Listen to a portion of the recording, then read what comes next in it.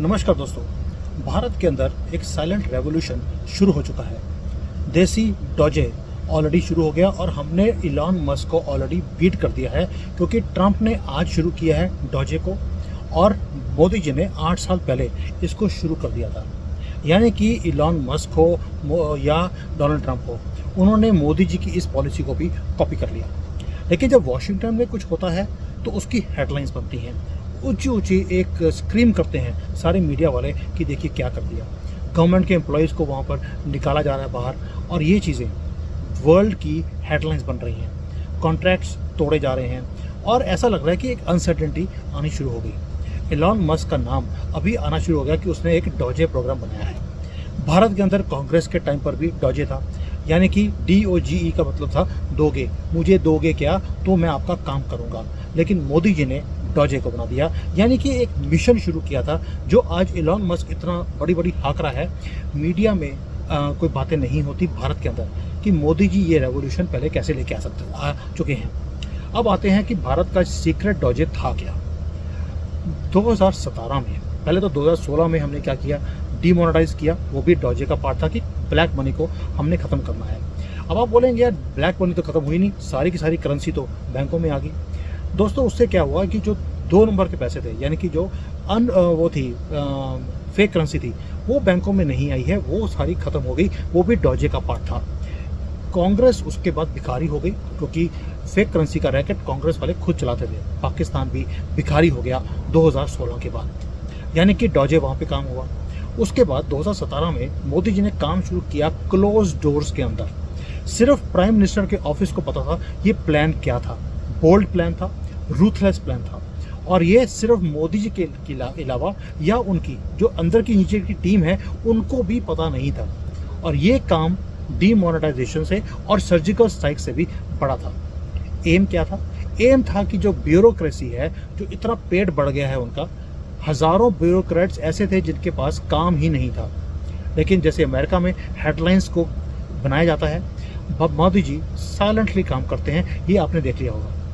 कोई प्रोटेस्ट नहीं, कोई ड्रामा नहीं, कोई पब्लिक आउटरीच नहीं, कैलकुलेटिव एफिशिएंसी का काम शुरू किया वत्तल कमेटी से। अगर आपने उसको फॉलो किया होगा तो जो फॉर्मर फाइनेंस सेक्रेटरी थे रतन वत्तल, उनकी एक रिव्यू कमेटी थी, एक ऑटोनोमस बॉडी बनाई उन्होंने, जिसके अंदर डिफरेंट मिनिस्ट्रीज और डिपार्टमेंट्स को लिया गया। वर्डिक्ट ब्रूटल था। 1/3 जो ऑब्सोलेट रिडंडेंट जो वेस्ट थी पब्लिक मनी की, उसको ख़त्म किया गया। कमेटी की रिकमेंडेशंस क्या थी? इन सारे वेस्ट को आप बंद कर दीजिए या इसको मर्ज कर दीजिए, यानी कि इनकी एग्जिस्टेंस को ही आप ख़त्म कर दीजिए। और यही एग्जैक्टली ये काम किया गया। एक ऐसा साइलेंट एग्जीक्यूशन हुआ उसके बाद जहाँ पर कोई मर्सी नहीं, कोई हेडलाइंस नहीं। पहली कैजुअलिटी आई 2018 में। 2 हेल्थ रिलेटेड बॉडीज़ थी, राष्ट्रीय आरोग्य निधि और जनसंख्या एक कोष था कोई, उसको इन्होंने क्वाइटली बंद कर दिया। आपने कभी कोई प्रोटेस्ट नहीं देखा, कोई हेडलाइंस नहीं देखी, सारे के सारे जो लोग थे उनको बाहर निकाल दिया। उसके बाद आया ऑल इंडिया हैंडलूम बोर्ड और ऑल इंडिया हैंडीक्राफ्ट बोर्ड 2020 में। ये ऐसे इंस्टीट्यूशंस थे जो कभी सिंबल होते थे भारत की कल्चरल प्राइड के, लेकिन उन्हें भी डिसॉल्व कर दिया गया। बुलडोजर यहीं पर नहीं रुका, 2022 में भी टैरिफ कमीशन को स्क्रैप कर दिया गया।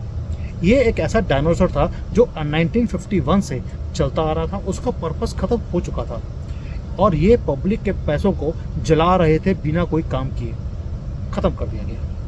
अब इसके साथ आते हैं इंडियन रेलवेज, उसको भी छोड़ा नहीं गया।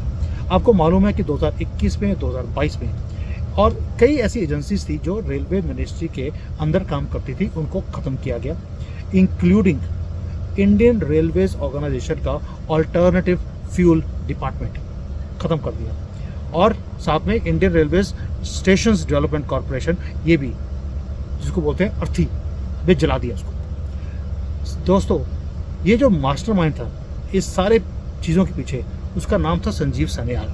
मेंबर थे वो इकोनॉमिक एडवाइजरी काउंसिल के।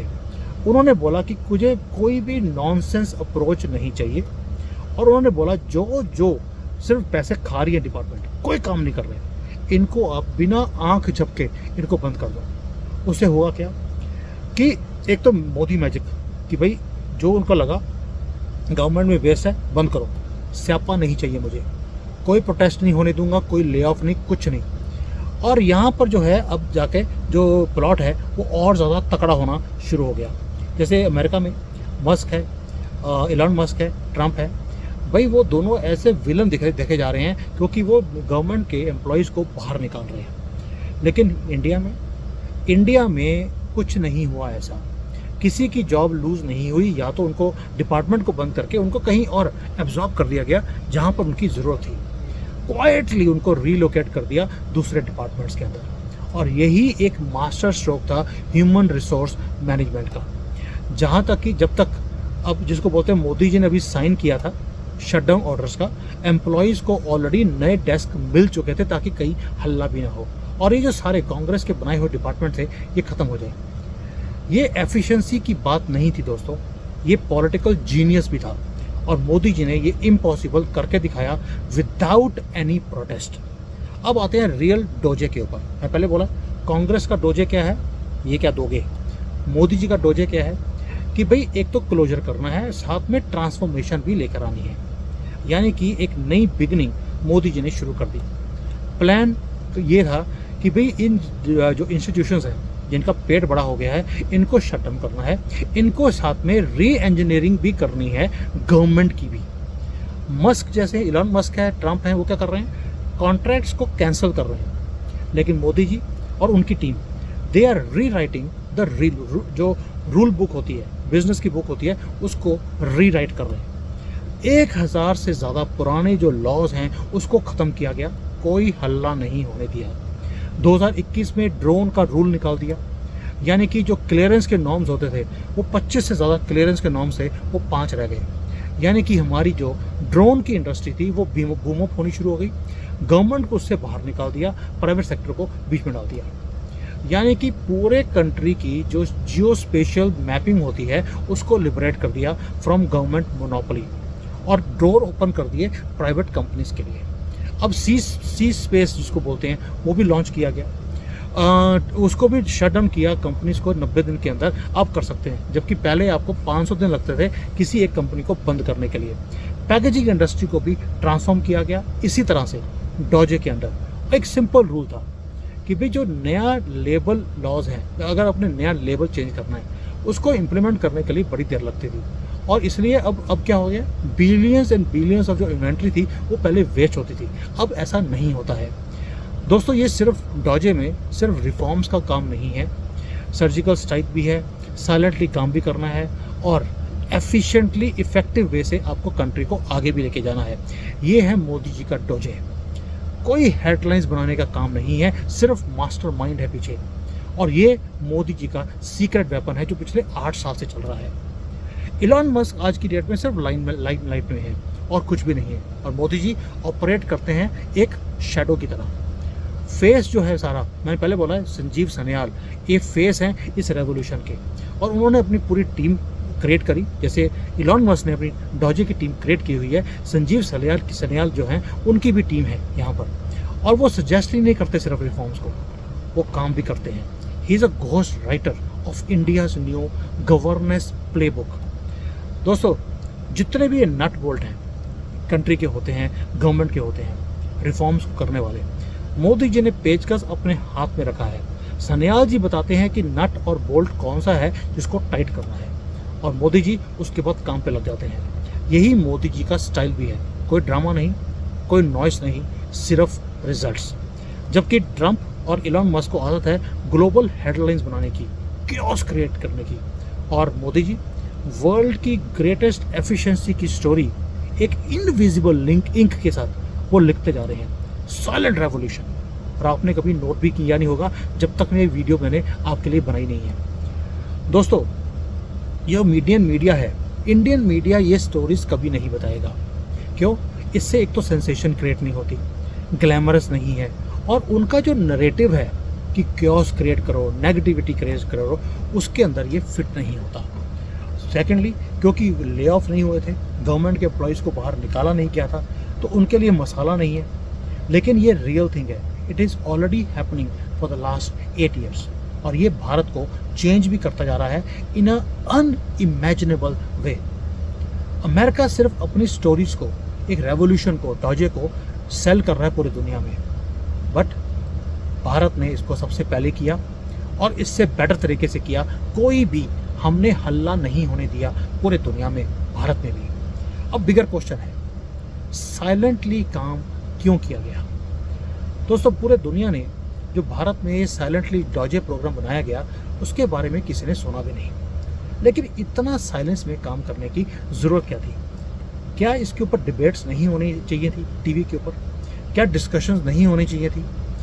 वर्तल कमेटी की जो रेवोल्यूशनरी रिपोर्ट है, संजीव सन्याल वो सामने क्यों नहीं आते और उनको एक जो गवर्नमेंट की एफिशिएंसी का मिरेकल उन्होंने क्रिएट किया, उसके लिए उनको सराहा क्यों नहीं जाता? सिर्फ इसलिए क्योंकि जो वर्ल्ड है वो बिजी है इलॉन मस्क, डोनाल्ड ट्रंप के साथ, कि वो लोगों को बाहर निकाल रहे हैं, लोग टीवी पे आके रो रहे हैं, हल्ला हो रहा है, दंगे हो रहे हैं। इसी चीज़ों को अवॉइड करने के लिए मोदी जी बोलते हैं साइलेंटली रेवोल्यूशन लेकर आओ। रेवोल्यूशन में और चेंज में फ़र्क होता है। जब आप कोई चीज़ को चेंज करते हैं आफ्टर सम टाइम, अब दोबारा से पुरानी हरकतों पे वापस पहुंच जाते हैं। लेकिन रेवोल्यूशन होता है कि हमेशा के लिए आपने चीज़ों को चेंज कर दिया। और यही मोदी जी की प्लानिंग का तरीका है। इसको बोलते हैं स्टेल्थ ट्रांसफॉर्मेशन, किसी को पता भी ना लगे और काम भी हो जाए। उसका रीज़न भी एक और है, क्योंकि कई बार जो ग्रेटेस्ट रेवोल्यूशन होती है दोस्तों, हिस्ट्री में देख लीजिए, हमेशा शेडोज़ में रहकर होती है। वो कभी भी हल्ला कर कर नहीं होती, और जब जब हल्ला हुआ है तब तक काम हुआ भी नहीं है। आप राहुल गांधी को देख लीजिए, हर रोज़ हल्ला करता है, मुझे जाति जनगणना करनी है, मुझे मोहब्बत की दुकान खोलनी है, मुझे हिंदुओं को वहाँ पर नीलामी करनी है, मुझे गज़्व हिंद करना है, मुझे श्री राम बोलने वालों को मुझे भूखे मारना है। अब मोदी जी रोहिंग्या वाले हो, बांग्लादेशी हो, पकड़ पकड़ कर बाहर निकाल रहे हैं और कहाँ भेज रहे हैं ये किसी को आज तक पता नहीं लगा। ना वो बांग्लादेश पहुँचे, ना वो रोहिंग्या वाले म्यांमार पहुँचे, ना जेल में पहुँचे, ना वो कंट्री के अंदर हैं। कहाँ गए किसी को पता नहीं। इसी को साइलेंट रेवोल्यूशन बोला जाता है। डॉजे उसका एक उदाहरण है। मैंने इसके ऊपर पूरा स्टडी किया कि क्या भारत के अंदर डॉजे था, तो मैंने आपको बता दिया कि कितने लेवल पर डॉजे का प्रोग्राम ऑलरेडी सन्याल जी कर रहे हैं।